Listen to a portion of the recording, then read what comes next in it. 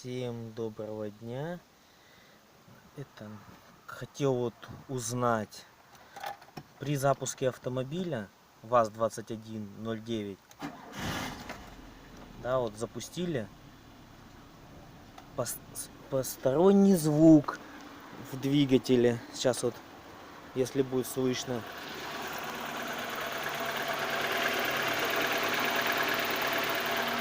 Цокот стоит. Получается, стоит буквально до тех пор, пока не наберет температуру. После того, как набирает температуру где-то в районе 80-90 градусов, все, цокот пропадает. Если кто-то знает, что это, пожалуйста, напишите мне в комментариях.